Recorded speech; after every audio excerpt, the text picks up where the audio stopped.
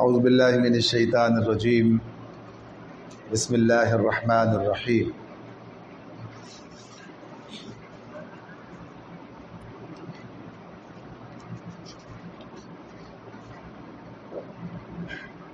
وآمنوا بما انزلت مصدقا لما معکم ولا تکونوا اول کافر به ولا تشتروا بآیاتی ثمنا قلیلا وإیایا فاتقون ولا تلبسوا الحق بالباطل وتكتموا الحق وأنتم تعلمون وأقيموا الصلاة وآتوا الزكاة واركعوا مع الراكعين أتأمرون الناس بالبر وتنسون أنفسكم وأنتم تتلون الكتاب أفلا تعقلون صدق اللہ العظیم۔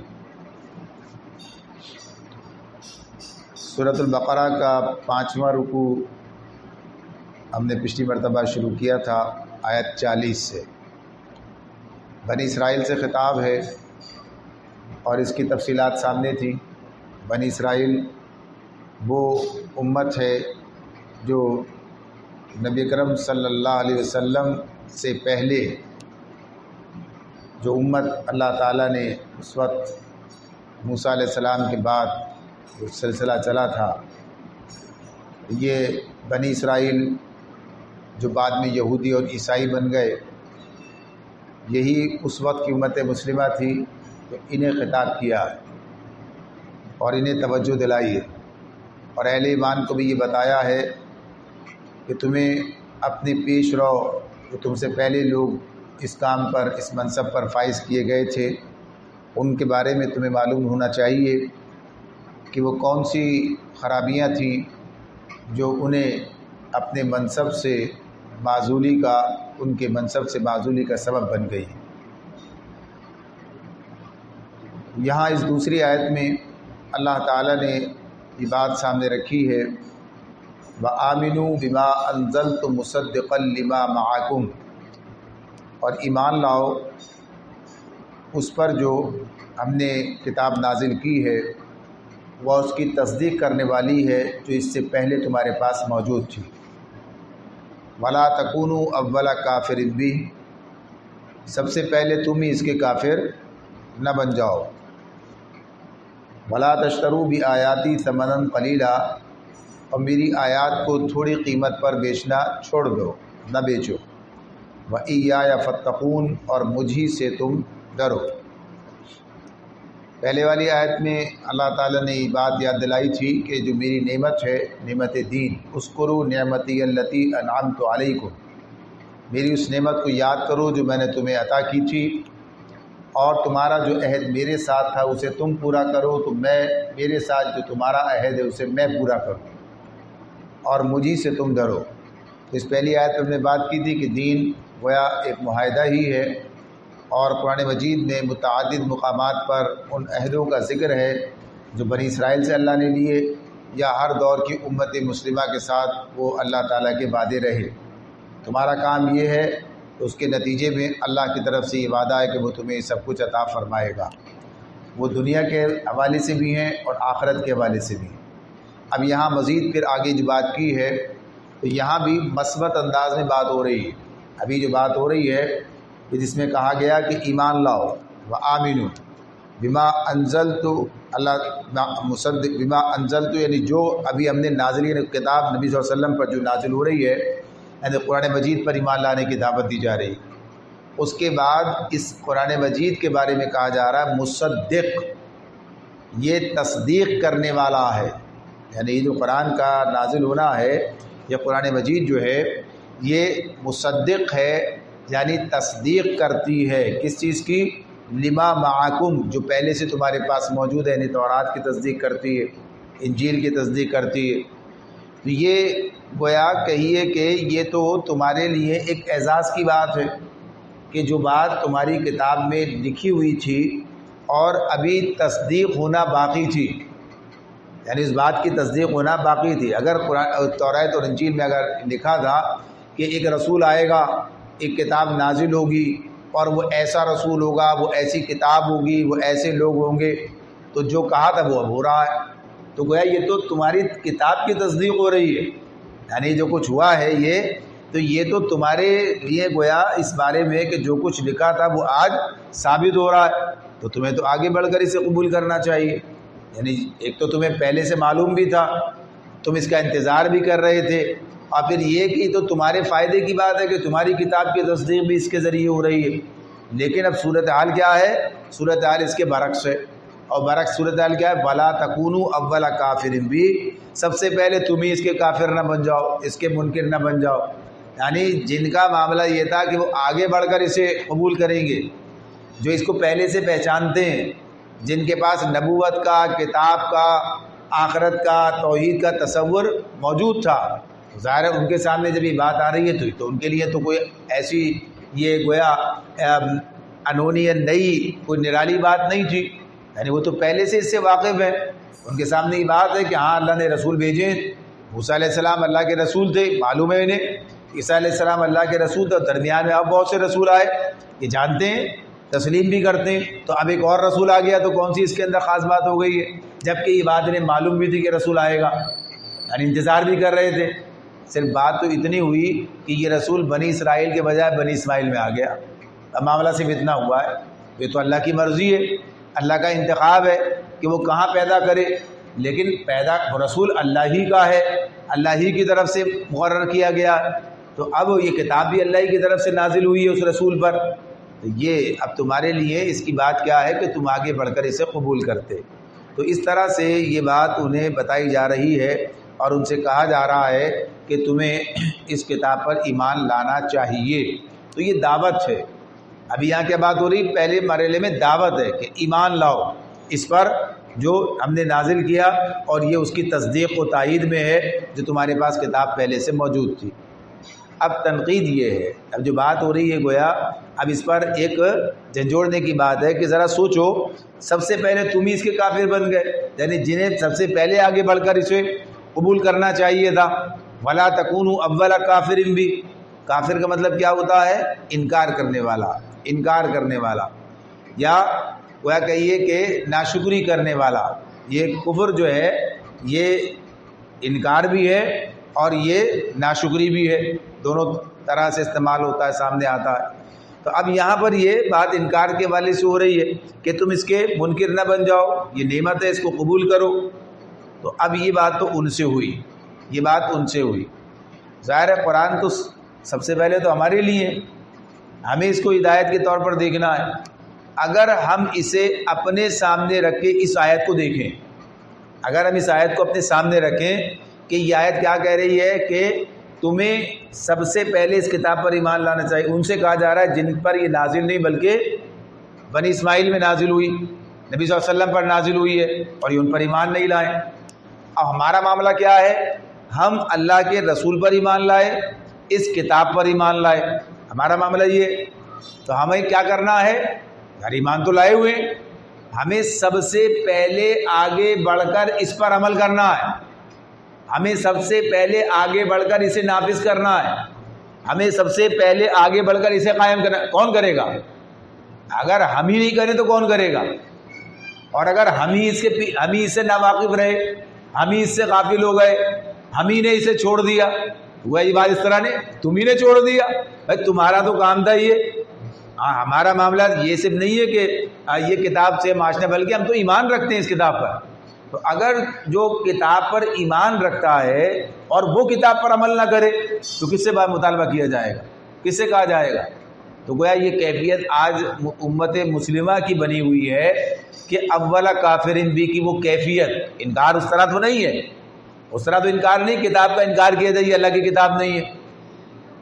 یعنی طرفہ تماشا یہ ہے، یعنی آدمی کے سوچنے کی اور کہاں آدمی جا رہا ہے اس کی، کہ جو ایمان رکھنے والے ہیں وہ اس پر اسے سمجھنے کے لیے، اس سے واقفیت حاصل کرنے کے لیے تیار نہیں ہے، وہ اسے نافذ و قائم کرنے کے لیے تیار نہیں ہے، پھر کون کرے گا؟ سب سے پہلے آگے بڑھ کر تمہیں کرنا تھا کام یہ۔ تو اس طرح سے گویا یہ بات ہم پر بھی چسپاں ہو جاتی ہے کہ ہم اس کتاب پر ایمان لانے والے اور ہم ہی جو ہے اس کتاب سے ناواقف، ہم ہی اس سے غافل، ہم ہی اس کو اپنا قانون نہ بنانے والے، ہم ہی اس کو اپنا ضابطہ قاعدہ مقرر نہیں کرنے والے۔ تو یہ اگر ہم ہی نہیں کریں تو کون کرے گا؟ تو اس طرح سے گویا یہ ہمارے لیے ایک تعزیانہ ہے، ہمیں بھی اس آئینے میں اپنے آپ کو دیکھنا ہے کہ ہم کہاں کھڑے ہیں۔ پھر فرمایا اس کے بعد کہا تو بنی اسرائیل سے جا رہا ہے، لیکن بات یہ ہے کہ جب ایک سے کہا جاتا ہے دوسرا بھی سنتا ہے، توجہ دیتے ہیں نا یہ بات۔ اور وہ ایک محاورہ ہے، کہا جاتا ہے کہ اگر بہو کو کچھ سنانا ہو تو بیٹی کو کہتے ہیں، اسے کہہ رہے ہوتے ہیں اسے سنانے کے لیے۔ سنا ہے نا یہ بات، یہ کہ بھائی انہیں سنانے کے لیے انہیں کہہ رہے ہیں تاکہ یہ سنیں، یعنی ایک یہ غور کرے تو پتہ چلے یہ تو ہماری بات ہو رہی ہے، یہ تو ہم بھی یہی کام کر رہے ہیں۔ تو یہ گویا اس اعتبار سے یہ بات ہے، اور قرآن اس بات کو اس طرح بھی رکھتا ہے۔ یہ تو ہمارے محاورے کی بات ہو گئی۔ سورہ صاد پڑھی تھی جب رمضان میں، یاد ہوگا، تو وہاں بات کیا تھی؟ داؤد علیہ السلام کے پاس اللہ نے بھیجا 2 آدمیوں کو جو بالا خانے کی یعنی پلان کرائے، اور انہوں نے اپنا مقدمہ پیش کیا، اپنا مقدمہ پیش کیا۔ اب جب مقدمہ سنا اور سن کے صحیح بات کہی، اور کہتے کہتے خیال آ گیا یہ تو مجھ سے ہی کہا جا رہا ہے، یہ تو میرا معاملہ ہے۔ یعنی جب آدمی آنکھیں کھول کر دیکھتا ہے، دماغ کھولتا ہے، کہتا ہے یہ تو ہماری بات ہو رہی ہے، یہ تو ہماری بات ہو رہی ہے۔ جب ہماری بات ہو رہی ہے تو پھر ہمیں اسے سبق لیا۔ تو کیا کیا تھا داؤد علیہ السلام نے؟ فوراً سجدے میں گر گئے تھے، فوراً اللہ سے کہا کہ ہاں، اللہ نے توجہ دلا دی، مان لیا۔ تو اصل بات یہ ہوتی ہے کہ توجہ پہ آدمی توجہ دے، جب توجہ دلائی جائے، جب کہا جائے، جب کچھ بات سمجھ میں آئے، یار بات تو ہی صحیح کہہ رہے ہیں اور ہم پر صادق آ رہی ہے، تو آدمی آگے بڑھے۔ تو آگے والی بات بھی اسی طرح ہے۔ کہا تو بنی اسرائیل سے جا رہا ہے، کیا کہا؟ وَلَا تَشْتَرُوا بِآيَاتِي ثَمَنًا قَلِيلًا، میری آیات کو تھوڑی قیمت پر بیچنا چھوڑ دو۔ ثمنًا قلیلا، ثمن قیمت ہے، قلیل تھوڑی ہے، اور یہ جو شرع ہے یہ بیچنا ہے، تجارت ہے، خرید و فروخت ہے۔ تو اللہ کی آیات کو تھوڑی قیمت پر نہ بیچ ڈالو، یہ اللہ تعالیٰ کہہ رہے ہیں۔ ایسا کیا مطلب ہے؟ کتاب کو یعنی آیات کو بیچنے سے مراد یعنی کوئی اس کی تجارت یعنی قرآن مجید کی خرید و فروخت کا مسئلہ نہیں ہے، یہ معاملہ یہ بھی نہیں ہے۔ کچھ لوگوں نے اس پر بات کی اس مقام پر کہ کیا آیا قرآن مجید کی تعلیم پر اجرت لینا ٹھیک ہے؟ یعنی اس کے بارے میں اس طرف چلے گئے، بھائی قرآن پڑھاتے ہیں اس کے پیسے لیتے ہیں، یعنی معاملہ جو ہے کیا ہے یہ؟ تو اس پر بات شروع کی، بارے پر قرآن میں اس پر لکھا ہوا بھی ہے۔ تو بنیادی طور پر یہ بات یہاں اس مقصد کے لیے نہیں ہے، یہاں بنی اسرائیل سے بات ہو رہی ہے، ہم سے تھوڑی ہو رہی ہے، لیکن ہمیں بھی دیکھنا ہے۔ تو انہوں نے دیکھا اس بارے میں، تو کہا کہ کیا یہ اس تعریف میں آئے گا؟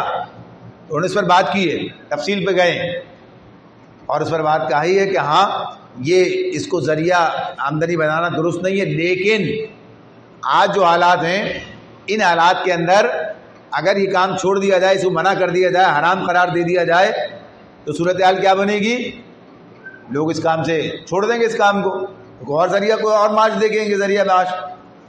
تو چونکہ وہ نظام قائم نہیں ہے، چونکہ وہ نظام جس کے اندر حکومت کی ذمہ داری ہے اور ساتھ کیا وہ سرپرستی کرتی ہے علماء کی، یعنی ان کے وظائف مقرر کرتی ہے، یہ تو وہی کام کرتے ہیں۔ اب یہ سب کچھ تو دھندا ہے نہیں، ابھی کام کون کرے گا؟ عام آدمی کرنے کے لیے تیار نہیں ہے۔ تو ظاہر سی بات ہے کچھ لوگوں نے ایک کام ذمہ لیا ہے تو اب ان کے ذریعہ معاش بن گیا ہے، تو اس لیے اس کو کہا یہ ٹھیک ہے، اس کی گنجائش ہے، لیکن صرف وہاں تک جہاں تک گنجائش کی بات کہ ضروری ہے، لازم ہے کہ تعلیم کیسے بچے حاصل کریں گے، کیسے کام آگے چلے گا، لیکن کوئی اور کام کرنا، تو یہی معرف القرآن میں لکھا ہے، اسی کے تحت مفتی شفیع صاحب نے لکھا اس میں کہ کہا کہ ہاں یہ جو پیسے لے کر ختم کرانے، یہ پیسے لے کر جو ہے یہ لوگوں کے اندر یہ بھی رائج ہے کہ اچھا بھائی یہ جو ہے اب یہ کام کیا جائے، یہ ہمارے ابا کی قبر پر تم آگے تلاوت کرنا اور ہم تمہیں اتنے پیسے دیں گے، اس سب کو کہا کہ یہ اس کی کوئی گنجائش نہیں ہے۔ اصالِ ثواب کے قائل ہونے کے باوجود کیا کہتے ہیں؟ پیسے دے کر کام کرانا، یعنی وہ تو پڑھانا تو ضرورت ہے، بچے پڑھیں گے نہیں تو قرآن سیکھیں گے کیسے؟ ان کا معاملہ تو اپنی جگہ پر ہے، لیکن یہ بات کہ یہ تو اس کی ضرورت تو نہیں پیسے دے کام کرائیں، خود کرو۔ اگر ایسا ہی ہے، ویسے تو اصالِ ثواب کا طریقہ ہے وہ کرنا چاہیے جو اللہ نے بتایا، اللہ کے رسول نے بتایا، لیکن یہ معاملہ کہ اس طرح، تو اس طرح اس کو بھی کہا، تو اس سے کیا بات سامنے آئی کہ کوئی چیز اگر ہم سے متعلق وہاں آ رہی ہے، یعنی اب انہوں نے بات کی نا اس لیے، ورنہ تو بنی اسرائیل سے بات ہو رہی ہے کہ ہماری آیات کو تھوڑی قیمت پر لے کر بیچنا چھوڑ دو، تو اب یہ بیچنا کچھ اور تھا۔ یہ بات بھی پیچھے ہم نے پڑھی ہے، تجارت دوسرے رکوع میں اللہ تعالیٰ نے یہ بات کہی ہے کہ یہ بہت ہی بری تجارت ہے جو کر رہے ہیں، ہدایت کے بدلے گمراہی خریدتے ہیں۔ تجارت کے اندر کیا ہوتا ہے؟ ترجیح دینا ہوتا ہے، تجارت ترجیح کا عمل ہے۔ ایک آدمی کی ترجیح کیا ہے؟ پیسے، دوسرے آدمی کی ترجیح کیا ہے؟ چیز۔ ایک آدمی پیسے دے کر چیز لیتا ہے اور دوسرا آدمی چیز دے کر پیسے لیتا ہے، اپنی ترجیح کے مطابق معاملہ کر رہے ہیں، اس میں اپنا فائدہ دیکھتے ہیں۔ تو یہاں بھی جب قرآن اس کو استعمال کرتا ہے، اس لفظ کو، تجارت کو، تو وہ یہی بات کہتا ہے۔ اب اگر کوئی آدمی اللہ کی بات کو چھوڑ کر کوئی اور بات لے لیتا ہے تو کیوں لیتا ہے؟ اس میں اس کو فائدہ نظر آ رہا ہے، اس میں اس کو فائدہ نظر آ رہا ہے، چاہے یہ فائدہ نقد کی صورت میں ہو یا خواہشات نفس کی تکمیل کی صورت میں ہو، یعنی مزے کے لیے کرتے ہیں نا بہت سے کام، کیا اس لیے کرتے ہیں؟ آدمی مزے کے لیے کر رہا ہوتا ہے، آدمی اپنے نفس کی تسکین کے لیے کر رہا ہوتا ہے۔ گناہ بہت سے کیا ہے، ان کا نام یہی ہے۔ اب اللہ کی بات چھوڑ کے یہ بات کرنا، تو یہ نظر انداز کرنا ہے، اس کو چھوڑ دیا، اسے اختیار کر لیا۔ اب اگر ہم یہ دیکھیں کہ اللہ تعالیٰ کے احکامات جو قرآن میں موجود ہیں، جو اللہ کے رسول نے بتائے ہیں، ان احکامات کو چھوڑ کر آدمی کوئی اور چیز اختیار کرتا ہے، تو چھوڑا ہے نا، اسے چھوڑا، اسے لیا، اور اسے لیا تو کوئی نہ کوئی اس کے اندر ترجیح کی کوئی بنیاد ہوگی، کوئی نہ کوئی اس کے پیچھے آدمی کے سامنے کوئی معاملہ ہوگا کہ وہ اسے پسند کرے گا، یا اس کے اندر اس کے لیے کوئی مفاد ہوگا، یعنی کچھ تو اس کے اندر موجود ہوگا۔ تو یہی کیا ہے؟ قیمت ہے۔ ثمناً قلیلا کہا ہے تو اس کا مطلب یہ نہیں کہ بڑی قیمت پر بیچو، تھوڑی قیمت پہ نہیں بیچو، یہ بڑی قیمتی چیز ہے، یہ مطلب نہیں ہے۔ مطلب یہ ہے کہ اس کے بدلے میں، یعنی اللہ کے حکم کے بدلے میں تمہیں جو بھی مل جائے، پوری دنیا مل جائے تو ثمناً قلیلا، تھوڑی قیمت، یعنی اگر دنیا بھی مل جائے ختم ہو جائے گی، اور اس کا نتیجہ جہنم کی صورت میں سامنے آئے گا، اور جہنم کی صورت میں سامنے آئے گا تو کیا ہوگا؟ اس سے بڑی تباہی کوئی نہیں ہے۔ یعنی انسان جو ہے ذرا سی دن کے عیش، ذرا سی تفریح، ذرا سا گویا کہیے کہ مال دولت، کوئی بھی اختیار کوئی چاہتا ہے، تو علماء کا معاملہ بھی اس اعتبار سے آ جاتا ہے۔ اب انہیں جو کام کرنا ہے کہ اللہ کی، یہودیوں کا معاملہ کیا تھا، بنی اسرائیل کا معاملہ کیا تھا کہ انہوں نے اپنے جو لوگوں سے مفادات تھے اس کی بنیاد پر نظر انداز کرتے، صحیح بات نہ بتاتے، نہ کہتے ان سے، یعنی انہیں منع کرنا، روکنا، اس بات سے لوگ ناراض ہو جائیں گے تو کیا ہوگا؟ یہ سارے نذرانے، سارے معاملات جو ہیں یہ سارے ختم ہو جائیں گے، یا یہ کہ لوگ جو ہمیں بڑا بنا رکھا ہے یہ ختم ہو جائے گا، یا یہ کہ اب ان کی کتاب میں لکھا تھا کہ یہ اللہ کے رسول ہیں، یہ اللہ کی کتاب ہے، اب ان پر ایمان لے آئیں گے تو ہمارا کیا بنے گا؟ ابھی تو ہمارے ساتھ ہیں، ابھی تو ہم ہیں ان کے بڑے۔ جب یہ اس رسول کو مان لیا، ہم نے کہا کہ ہاں یہ وہی رسول ہیں اور ان پر ایمان لے آؤ، تو پھر ہمارا کیا ہوگا؟ تو دنیا کا جو معاملہ، دنیا پرستی کی جو بات ہے یہ، ورنہ ظاہر سی بات ہے کہ یہ بات تو ہمارے پاس، ہمارا دین جو بتاتا ہے وہ کیا ہے کہ ایمان کی بنیاد پر انسان کا مرتبہ، لیکن وہ کیا ہے؟ وہ اللہ کے پاس ہے، اس کے بدلے دنیا کا چاہنے کا معاملہ نہیں ہے کہ دنیا اس کے بدلے چاہیے، کہ دنیا کا آدمی مطالبہ کرے، اچھا بھائی ہمیں یہ منصب ملے گا، ہمیں یہ اختیار ملے گا، یہ سب تو وہاں تھا نہیں۔ تو یہ ساری چیزیں بھی ان کے لیے رکاوٹ بن گئی تھیں، یہ سارے معاملات بھی رکاوٹ بن گئے تھے۔ آج بھی صورتحال کیا ہے؟ آج بھی حق گوئی کا معاملہ کیا ہے؟ حق گوئی، حق بات کہنا، اس کے لیے ظاہر قربانی دینی پڑتی ہے، اس کے لیے بہت سارے معاملات، مفادات چھوڑنے پڑتے ہیں۔ آدمی کہتا ہے جیسے چلنے دو بھائی، یعنی معاملات جو ہیں ورنہ اگر حق بات کہنا شروع کر دیں، حق بات کو اس طریقے سے وہ لے کے کھڑے ہو جائیں، بہت سارے معاملات ٹھیک ہونے کی بات آ جائے گی، بہت سارے معاملات بہتر ہوں گے۔ تو آج کیفیت یہ اس سطح پر اور ہماری سطح پر بھی، صرف ان کا معاملہ نہیں ہے، یہ دیگر لوگوں کا معاملہ بھی ہے، چاہے وہ عوام کی سطح پر ہو یا با اقتدار با اختیار لوگوں کی سطح پر ہو، جو بھی اس کو چھوڑ کر کوئی اور چیز لیتا ہے، کرتے ہیں کوئی رسم و رواج لے رہا ہے، کوئی اور دھندا کر رہا ہے، کوئی آج انہیں دوسروں کو خوش کرنے کے لیے ہم نے اپنے دین کو چھوڑ دیا ہے، یعنی آج ان قوانین کو ہم ختم کرتے چلے جا رہے ہیں۔ ایسے معاملات وہ قوانین جو اللہ تعالیٰ کے بنائے ہوئے قوانین ہیں، ہونا تو یہ چاہیے کہ جو نہیں ہے وہ بھی ہم کریں، لیکن جو ہے اسے بھی چھوڑ رہے ہیں۔ کس لیے چھوڑ رہے ہیں؟ اس لیے کہ صاحب یہ جو ہے دنیا کی نظر میں ہماری حیثیت وہ نہیں رہتی، لوگ ہمیں سمجھتے ہیں کہ یہ متشدد ہیں، یا لوگ ہمیں سمجھتے ہیں کہ یہ وہی اسی دنیا کے اور اس طرح سے یہ اس زمانے کے اندر رہ رہے ہیں، اور جبکہ آج کی آزاد خیال دنیا یہ چاہتی ہے، اس کا یہ مطالبہ ہے، آج لبرلزم کی بات ہے، یہ ساری چیزیں اس کی بنیاد کیا ہے؟ دنیاوی فائدہ۔ ورنہ سیدھی سی بات ہے کہ ہمارا دین کہتا ہے یہ نہیں ہے، ہمارا دین اس بات کو تسلیم نہیں کرتا۔ اگر یہ جتنی قانون سازیاں ان دنوں میں ہوئی ہیں، ٹرانسجنڈر ایکٹ کیا ہے، ہمارے ساتھ کیا مسئلہ ہے، ہمیں کون سا مسئلہ پیدا ہو رہا ہے، پیش آ رہا ہے اس مسئلے، اس لیے ان کی بنیاد پر ہے یہ، یعنی مغرب کی بنیاد پر ہے، اور کچھ قوانین ہم نے جو ہے اس کے اوپر اس طرح سے ہم نے اسے تبدیل کر دیا ہے، یا پابندیاں لگا دی ہیں، یا کچھ چیزوں کو جو ہے اس اعتبار سے ہم نے منع کر دیا ہے۔ تو یہ جہاں بھی جو چیز آتی ہے تو اس میں جو چیز پہلو ہے سامنے وہ کوئی مفاد ہے دنیا کا، تو اسی کو کہا جا رہا ہے کہ اللہ تعالیٰ کی باتوں کو، اس کے آیات کو، اس کے احکامات کو تھوڑی قیمت پر بیچ نہ ڈالو۔ وَإِيَّايَ فَاتَّقُونَ، اور مجھے سے تم ڈرو، میرے غضب سے بچو۔ دنیا میں اگر کوئی ناراض ہوگا تو کیا کر لے گا؟ تھوڑا سا نقصان ہو سکتا ہے، یہ ہو سکتا ہے، مخالفت کرے گا تو کوئی نقصان کا اندیشہ ہو سکتا ہے، لیکن اللہ سے بڑھ کر تو کوئی نہیں ہے۔ یعنی اگر اللہ ناراض ہو جائے تو کیا ہوگا؟ بھائی بندہ ناراض ہو جائے تو کیا ہوگا؟ زیادہ سے زیادہ بندہ جو ہے اگر کچھ اس کے اختیار میں تو وہ نہیں کرے گا، لیکن اصل اختیار تو اللہ کا ہے، بندے پر بھی اللہ ہی کا اختیار ہے۔ ہمارا ایمان تو یہ ہے، تو اگر اللہ ناراض ہو گیا تو پھر کیا بنے گا؟ تو اللہ کی ناراضی کی پرواہ کریں یا دنیا کی ناراضی کی پرواہ کریں؟ نبی صلی اللہ علیہ وسلم نے ایمان کی علامت کیا بتائی؟ ان تکون بما فی یدی اللہ اوثق بما فی یدیک۔ ایک تو یہ کہا کہ اللہ کے یعنی اپنے ذرا وسائل سے زیادہ اللہ کے مدد پر تمہارا بھروسہ ہونا چاہیے، اللہ کرے گا۔ اور پھر کیا کہا کہ اللہ کی یعنی کو راضی کرنے کے لیے، یعنی اللہ کی ناراضی سے بچنے کے لیے سخط اللہ، لوگوں کی ناراضی کی پرواہ نہ کرو۔ لوگ ناراض ہوتے ہیں تو ہو جائے، اللہ ناراض نہیں ہونا چاہیے۔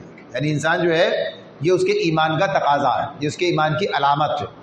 تو اس طرح سے یہ بات ہمارے سامنے ہے کہ جب کبھی انسان دنیاوی مفاد، دنیاوی لوگوں کے معاملات اس کو ترجیح دے گا اور اللہ کی بات چھوڑ دے گا، اللہ تو بڑا معاف کرنے والا ہے، یہ تو ابھی فی الحال یہ تو یہ گویا کہ یہ اسی کی تعریف میں چلا جائے گا کہ آدمی جو ہے تھوڑی قیمت پر اللہ کی آیات کو بیچ رہا ہے، جبکہ اللہ تعالیٰ کہتے ہیں وَإِيَّايَ فَاتَّقُونَ، مجھے سے تم ڈرو۔ اس کے بعد فرمایا وَلَا تَلْبِسُوا الْحَقَّ بِالْبَاطِلِ، وَلَا تَلْبِسُوا الْحَقَّ بِالْبَاطِلِ، حق کو باطل کے ساتھ ملا کر گڑبڑ نہ کرو، حق پر باطل کا رنگ چڑھانا، یہ اصل لفظ ہے لبسا، تلبسو ولا تلبسو۔ یہ تلبسو جو ہے، یہ لبسا جو ہے یہ کیا ہے؟ لباس سے، لباس، لباس کیا ہوتا ہے؟ لباس آدمی کے یعنی اس کے عیب کو چھپاتا ہے۔ لباس پہنا ہوا ہے، اب اندر کیا کچھ پتہ نہیں، چھپ گیا۔ تو لباس کی بات اس اعتبار سے کہ لباس اس پر پردہ ڈال دیتا ہے، چھپا دیتا ہے، حقیقت سامنے نہیں آتی۔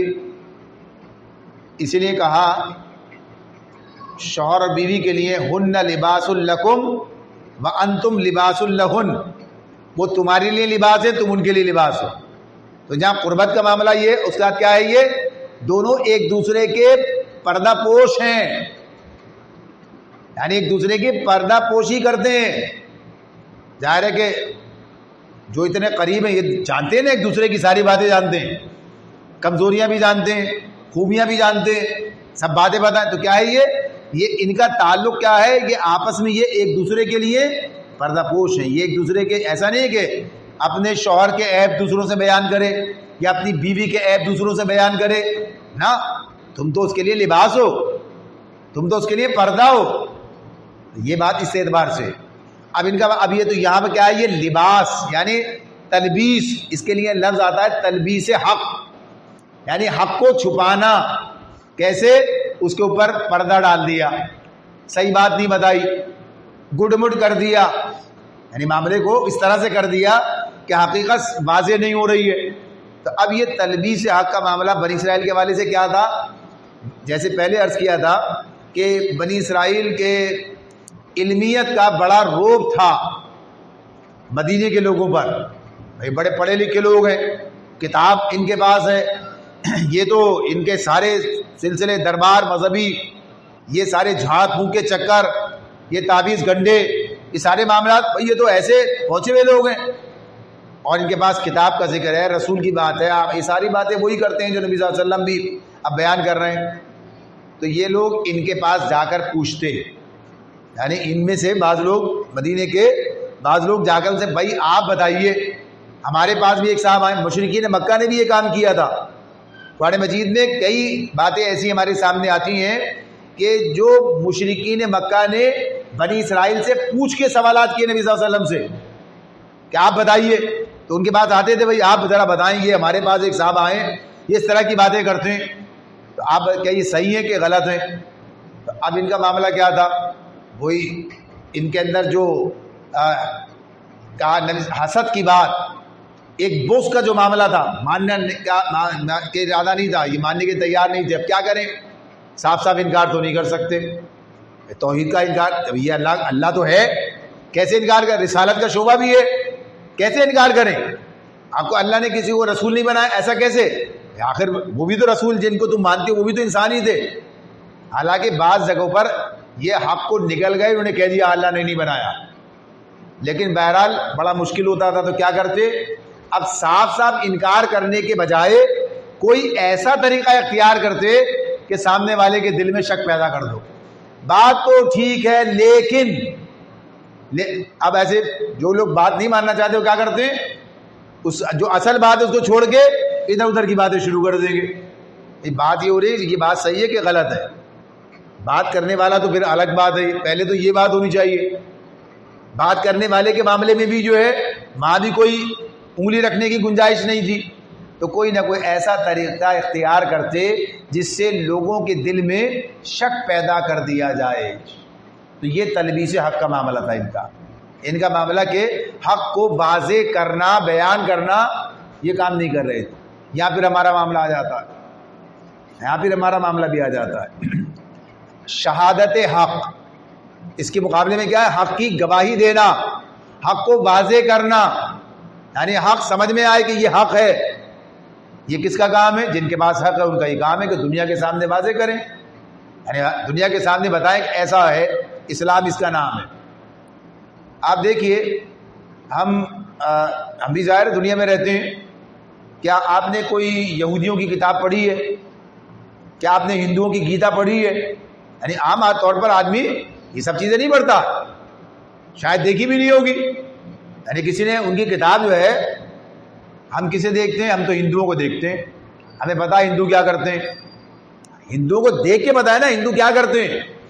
ہندوؤں کو اگر کوئی ان کے ساتھ رہتا ہے یا کوئی ان کے ساتھ معاملات کرتا ہے تو وہ کیا سمجھتا ہے کہ بھائی ہندو جو ہے یہ ہے ہندوازم، ہندوؤں کے اندر یہ سب چیزیں ہیں۔ اگر وہ دیکھ رہا ہے، اس نے یہ دیکھا کہ گائے کی پوجا کر رہے ہیں، یہ گائے کا پیشاب پی رہے ہیں، سارن سمجھتے ہیں کہ بھائی یہ ہندو مذہب میں یہ ہے۔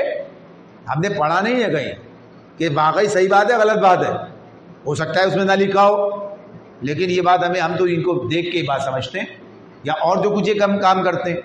تو جب دنیا ہمیں دیکھتی ہے تو قرآن تو سب نے نہیں پڑھا ہے، کون پڑھتا ہے قرآن؟ ہمیں دیکھ کے سمجھتا ہے یہ مسلمان ہے، یہ مسلمان ہے، اسلام اس کا نام ہے، جو یہ کرتے اس کا نام اسلام ہے، یہ مسلمان ہے اور جو یہ کرتے اس کا نام اسلام ہے۔ یہ تو جو کچھ ہم کر رہے ہیں کیا ہے؟ یہ کوئی اگر ہماری تقریب میں آ جائے، شادی میں آ جائے، مسلمانوں کی شادی ایسی ہوتی ہے، کیسی ہوتی ہے؟ ایسی تو نہیں ہوتی ہے۔ اب اس میں کیا ہے؟ ہاں بھائی ایسی تو وہ نکاح ہو رہا ہے، پر نکاح کا ایک ذرا سا یہ اگر وہاں ہوا ہے تو، ورنہ اب تو کیا ہے نکاح مسجد میں کرو، تو جب نکاح مسجد میں ہوتا ہے تو اس کا مطلب کیا ہوتا ہے؟ بس ختم، اتنا ہی ہوتا ہے۔ ورنہ جہاں اب کم از کم وہاں جہاں پر یہ ہو رہا ہے، شادی میں جو لوگ آئے ہیں، کوئی غیر مسلم بھی آتا ہے، یہ ہے نکاح بھی نہیں ہوتا۔ اب تو ان کیا لگتا ہے ایسا ہے، یہ نہیں پتا پہلے کرا لیا، جا کے یہاں رنگ میں بھگنا پڑے، تاکہ یہاں جو ہے نام کیا، یہ تو بھائی اچھا ہے، مسجد ہے بڑا، اچھا تو جو ہے تو پورا اچھا لینا چاہیے، یا اچھے میں سے وہ اچھائی لی کہ جس نے اس کو باقی کو بھی خراب اور کر دیا۔ یعنی وہاں جو معاملات ہیں، تو اگر ویسے بھی چلو وہاں بھی ہے تو کیا ہے یہ؟ تو ویسے تھے مجموعی جو صورتحال ہے وہ کیا کہ ہم کسی اور تہذیب کی نمائندگی کر رہے ہیں، وہاں پر اسلام کی نمائندگی نہیں کر رہے ہیں، اسلام کی نمائندگی نہیں کر رہے ہیں۔ کاروبار کے اندر ہم اسلام کی نمائندگی نہیں کر رہے ہیں۔ اسلام تو کہتا ہے سود نہیں ہے، اسلام تو کہتا ہے ملاوٹ نہیں ہے، اسلام تو کہتا ہے ذخیرہ اندوزی نہیں ہے، یہ سب کہتا ہے نا، یہ لوگوں کی مجبوری سے فائدہ اٹھانا نہیں ہے، رشوت نہیں ہے، باطل طریقے سے مال کھانا نہیں ہے، یہ اس کے اندر دھوکہ دینا، ڈنڈی مارنا، یہ سب کیا ہے؟ یہ اب ایک آدمی دیکھتا ہے کہ بھائی یہ سارا مسلمان ہے، سب مسلمانوں کا، یہ مارکیٹ میں جتنے بیٹھے سب مسلمان ہیں، اس کے ذہن میں کیا بات آتی ہے؟ یعنی وہ اسلام کی غلط تصویر لے کے جا رہا ہے۔ اسلام کے بارے میں اسے یہ پتہ نہیں کہ اسلام تو یہ کہ منافی کام کر رہے ہیں ہم۔ تو ان کا معاملہ بھی اسی طرح تھا بنی اسرائیل کا، کہ صحیح بات کھل کے نہیں بتا رہے، تو اب ہم سے کوئی پوچھنے تو نہیں آ رہا ہے، اگر ہم سے کوئی پوچھنے آئے تو پھنس جائیں گے۔ اگر کوئی ہم سے پوچھنے آئے کہ بھائی سود حلال ہے کہ حرام ہے؟ بھائی حرام ہے، پھر آپ حرام کام کیوں کرتے ہیں؟ بھائی آپ تو حرام مانتے ہیں نا، آپ کیوں کرتے ہیں کام؟ یہ تو اس اعتبار سے یہ گویا ہمارے لیے اگر پوچھے کوئی تو معاملہ کوئی ملاوٹ کیوں کرتے ہیں؟ دکھاتے یہ ہیں اور بیچتے یہ ہیں۔ جو ہمارا تجارت کا معاملہ جو ہوا ہے باہر سے لوگوں سے یہ دکھایا بھیجا کچھ اور، یعنی کہا معاملات کی خرابی کے یہ پہلو بھی رہے۔ تو غرض یہ کہ یہ چیز اسلام کی غلط نمائندگی ہے، اس لیے کہ لوگ ہمیں بطور مسلم کے دیکھتے ہیں۔ اسی طرح ہمارے عقائد کا معاملہ آئے گا، رسوم و رواج کا معاملہ آئے گا، ہماری حکومتوں کے معاملات آئیں گے، ہمارے قوانین کے معاملات آئیں گے۔ ہاں جو جانتا ہے، جو کتنے لوگ ہیں ایسے وہ سمجھتا ہے کہ یہ ان کی کتاب میں نہیں لکھا، یہ سب لوگ اپنی کتاب پہ عمل کرنے والے نہیں ہیں، یہ لوگ جو ہیں یہ اپنے دین پر عمل نہیں کرنے والے ہیں، یعنی گویا اس کی نظر میں ہماری یہ حیثیت بن رہی ہے۔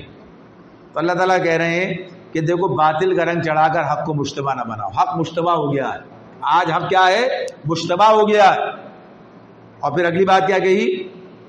وَتَكْتُمُ الْحَقَّ وَلَا تَلْبِسُوا الْحَقَّ بِالْبَاطِلِ وَتَكْتُمُوا الْحَقَّ، اسی کے ساتھ ہے یہ، اور حق کو چھپاؤ نہیں، کتمان حق، کتمان حق کیا ہوتا ہے؟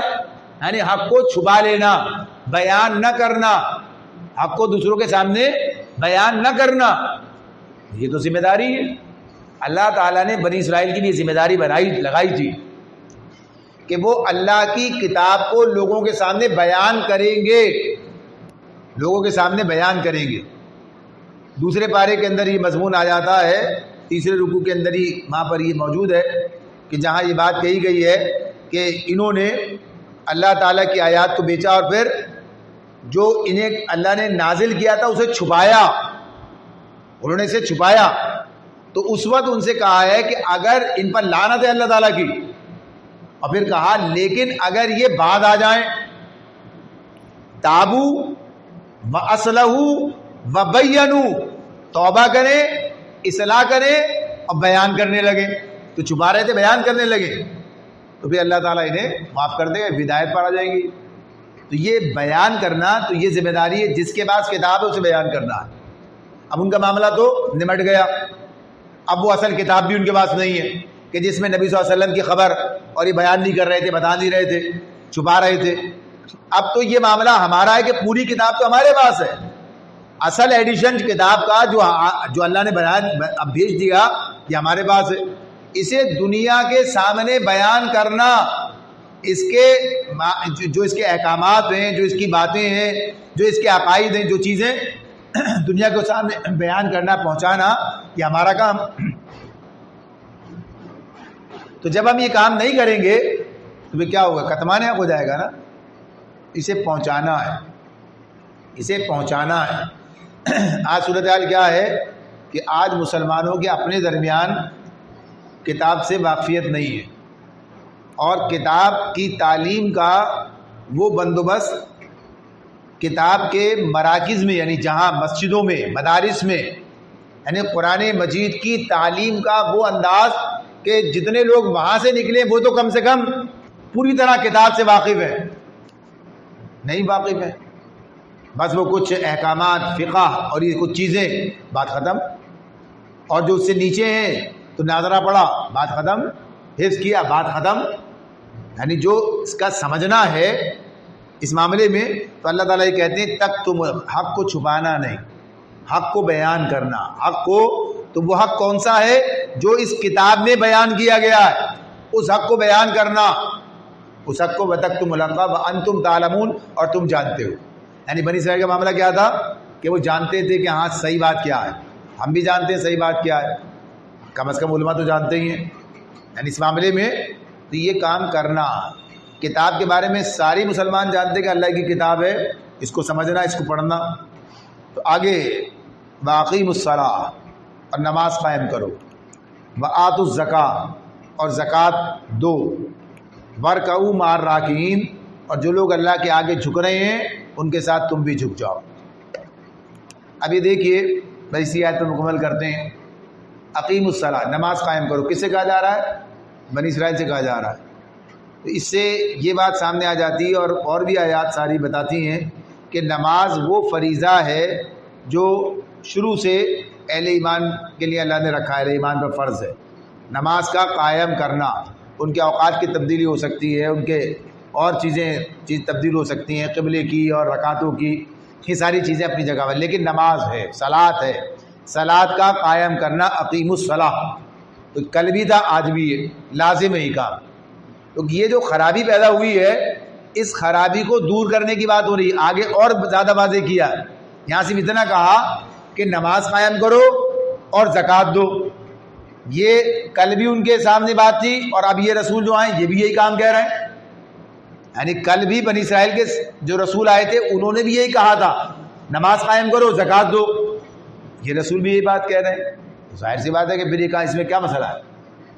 نماز تو اللہ کے لیے پڑھنی ہے نا، اسی طرح پڑھنی ہے۔ تو اس معاملے میں کوئی دو رائے نہیں ہے، مگر بات کیا تھی؟ بات یہ تھی کہ نماز کو یہ بھی ضائع کر چکے تھے، نماز کو ضائع کر چکے تھے، یہ بنی اسرائیل کا معاملہ تھا۔ ایک ان کا وہ دور آتا ہے جب موسیٰ علیہ السلام آئے ہیں، تو وہاں بھی یہ بات آتی ہے کہ کہا تھا چند گھر مقرر کرو، انہیں قبلہ کا بنا لو، یعنی نماز کا باجماعت نظام قائم کرو۔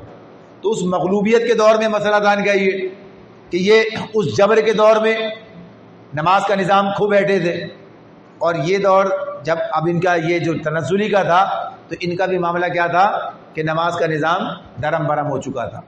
تو کہا جا رہا تھا کہ نماز قائم کرو، یہ کام کرو۔ قوموں کے اندر جب زوال آتا ہے تو یہ ایک بڑی علامت ہے نماز کا ضائع ہونا۔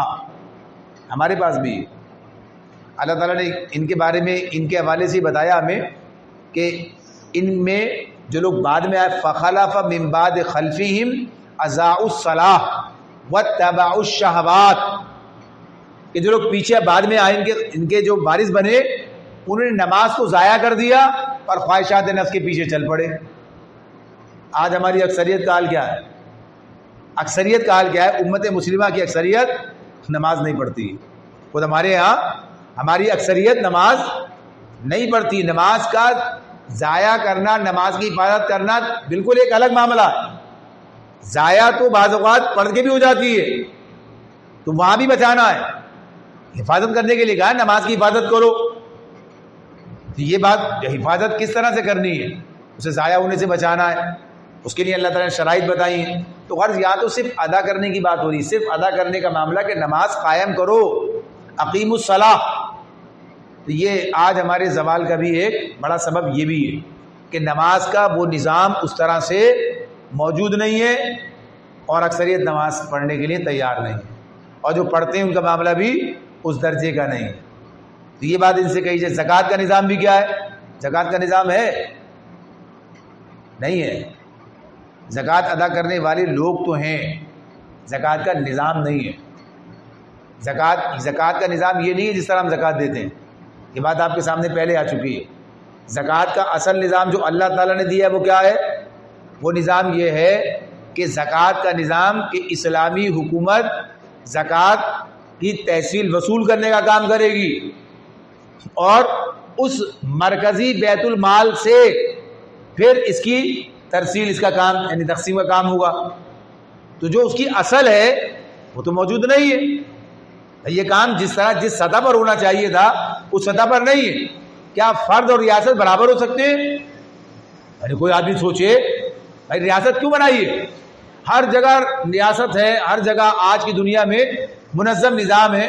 کوئی جگہ ایسی ہے آپ کے سامنے کہ جہاں پر جو ہے کہا جائے کہ ریاست نہیں ہے؟ ہر جگہ ریاست ہے. اس لیے کہ لوگوں کو پتا ہے کہ یہ ایک ایسا کام ہے اس کے بغیر نظام چل نہیں سکتا، اجتماعی نظام. تو پتہ چلا کہ ہمارے پاس کیا ہے یہ، تو اللہ تعالیٰ نے اس کو ریاستی حکم کے تحت اس طرح رکھا. یہ اب نتیجہ کیا ہے کہ انڈیویجول انفرادی سطح پر لوگ وہ بھی جو دیتے ہیں، سب نہیں دیتے ہیں، جو دیتے ہیں انفرادی سطح پر دیتے ہیں. تو زکوٰۃ کا نظام نہیں. آج کسی بھی عالم سے پوچھیں، کسی سے ہی پوچھیں کہ اگر اجتماعی طور پر نماز کا نظام، نماز قائم نہ، جیسے مسجد نہ ہو، لوگ مسجد میں آ کے جماعت سے نماز نہ پڑھیں، تو کیا نماز قائم ہوتی ہے؟ اقیم الصلاۃ ہے نا. کیا نماز قائم ہوتی ہے؟ نہیں ہوتی ہے. مسجد بنانی پڑے گی، نظام بنانا پڑے گا، تو ظاہر جبھی تو نماز قائم ہوگی. بھائی سب لوگ نماز پڑھتے ہیں، سب اپنے اپنے گھر میں اکیلے اکیلے نماز پڑھتے ہیں، پھر نماز تھوڑی قائم نہیں ہو رہی. نماز پڑھ تو رہے، نماز قائم نہیں. نماز قائم کرنے کی اجتماعی. تو زکوٰۃ کے لیے کیوں بھول جاتے ہیں؟ سنتے ہیں آپ یہ حق کو چھپانے والا یہ معاملہ بھی ہے. حق کو چھپانے والا یہ معاملہ بھی ہے کہ جب یہ معاملہ ہوگا تو کیا ہوگا؟ بہت سے لوگوں کی معاملات جو ہیں جو چل رہے ہیں وہ بند ہو جائیں گے. حالانکہ معاملہ تو اللہ چلانے والا ہے، اللہ چلانے والا ہے. سید احمد شہید کی جو تحریک تھی، تحریک جہاد، وہ کیوں ناکام ہوئی؟ ذرا پڑھیے اس کو. اسی وجہ سے یہاں مسلمانوں نے آ کے اسے، جب انہوں نے یہ نظام دیا بھائی ریاست کا نظام تو یہی ہے، ایسے ہی کرنا پڑے گا. اب جن کے مفادات ہیں اب پتہ چلتا ہے یہ کیسے مانے بھائی؟ ماننا پڑے گا، ماننا پڑے گا. تو اللہ تعالیٰ اب یہ حق کا بیان کرنا ہے. یہ اس بار کتنی بات ہو رہی ہے، کتنی تقریریں سنی ہیں آپ نے اس بارے میں، کتنی کتابیں پڑھی ہیں آپ نے. یہ تو علماء کا کام ہے نا بیان کرنا، چل رہا ہے کام. تو یہ جو بات ہے کہ آتوا الزکات، زکات دو، تو یہ کیا تھا؟ انفرادی مت دو، نبی صلی اللہ علیہ وسلم کو دو. تو کیا کہا؟ وَارْكَعُوا مَعَ الرَّاكِعِينَ، رکوع کرنے والوں کے ساتھ رکوع کرو. یہاں پہ ڈنڈی لگی ہے. کیا کہا؟ یہ اس کا اقیم الصلاۃ تو پیچھے گزر گیا. بھائی نماز کا رکوع تو اقیم الصلاۃ میں چلا گیا نا، ورنہ اقیم الصلاۃ الگ اور ارکعوا مع الراکعین الگ. ابھی رکوع الگ ہے. یہ رکوع کا مطلب ہوتا ہے جھک جانا، جھکنا. اب اس کے لیے کیا کہا؟ اب اس کے لیے کہا یہ کہ جناب یہ الگ اس لیے کہ ان کی نماز میں رکوع نہیں چھوڑ دیا تھا انہوں نے، اور نماز ہی چھوڑے بیٹھے تھے. رکوع کیا؟ نماز سے غافل تھے وہ، قرآن کہہ رہا ہے. تو بنیادی طور پر یہاں کہ اس نظام میں آؤ، خالی نماز نہیں چاہیے، ان کے ساتھ چاہیے. خالی زکوٰۃ نہیں چاہیے، اس نظام کے اندر چاہیے، اس اجتماعیت کے اندر شامل ہونا، اس رسول کے ساتھ، اس کے تحت. اب ایمان اس کے تحت چلے گا، الگ سے نہیں چلے گا. اگر یہودی تو بنی اسرائیل تو الگ تھے نا پہلے. اگر وہ کہتے اچھا بھائی ہم نماز پڑھ رہے ہیں، ہم اپنی نماز پڑھا کریں گے، ہم اپنی زکوٰۃ دیں گے، تو کیا چلے گی بات؟ نہیں چلے گی نا۔ اب تو اس رسول کے ساتھ آنا ہے، اب اس اجتماعیت کا حصہ بننا ہے، اب اس امت کا حصہ بننا ہے، تو اجتماعیت کی بات بھی آ جاتی ہے۔ انفرادیت کا کوئی تصور اسلام میں ہے ہی نہیں۔ آپ کہیں سے کوئی معاملہ نکل کے آئے، نبی صلی اللہ علیہ وسلم کا زمانہ ہے، جو لوگ ایمان لاتے ہیں کہاں جاتے ہیں؟ اس اجتماعیت کا حصہ بن جاتے ہیں، اس اجتماعیت کا حصہ بن جاتے ہیں۔ جو بھی ایمان لاتا ہے تو کیا کوئی انفرادی سسٹم ہے وہاں؟ کوئی نہیں ہے، کوئی نہیں ہے۔ اب صورتحال کیا ہے؟ ظاہر سی بات ہے، اب ہم اس آئیڈیل سچویشن سے باہر ہیں، اب اس صورتحال سے باہر ہیں۔ آج مسلمانوں کے درمیان الجماعت موجود نہیں ہے، ایک زمانے تک یہ سلسلہ رہا، تو اب کیا ہے یہ؟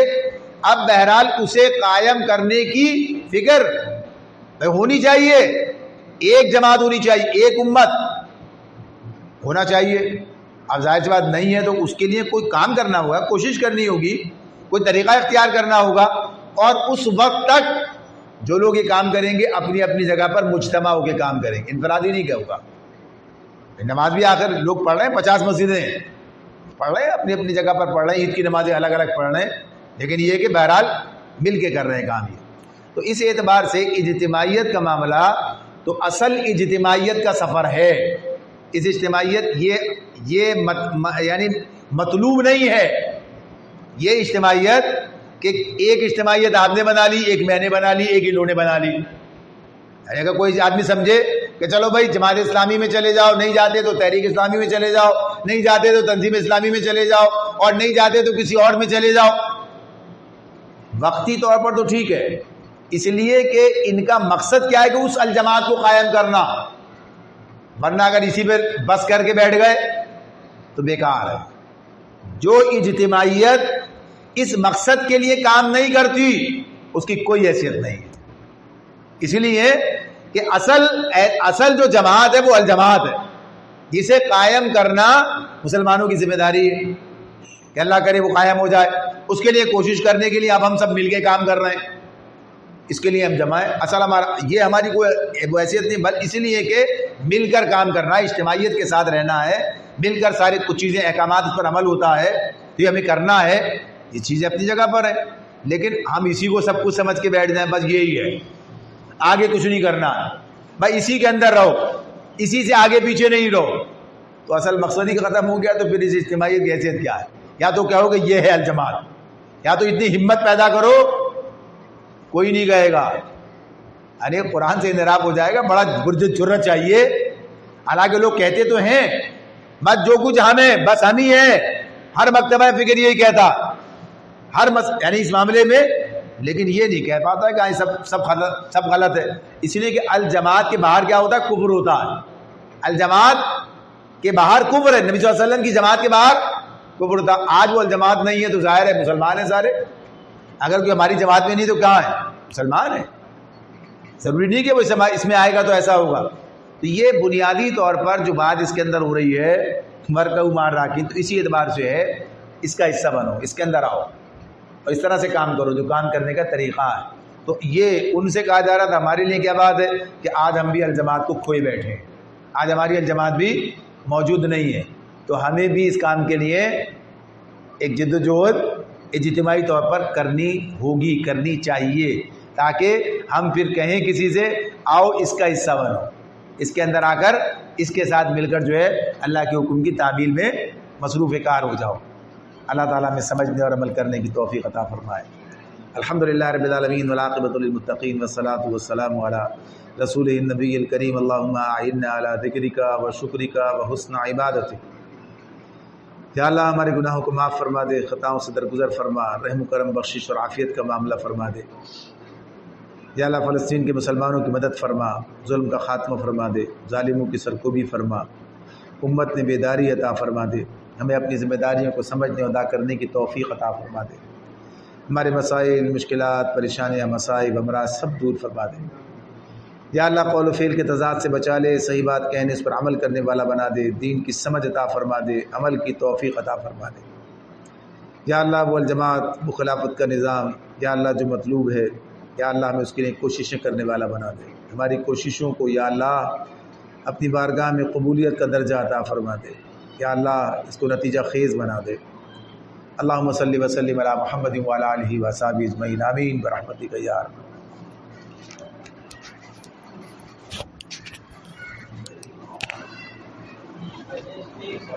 جی، ابھی جیسے بات آئی تھی ریاست کی سطح پہ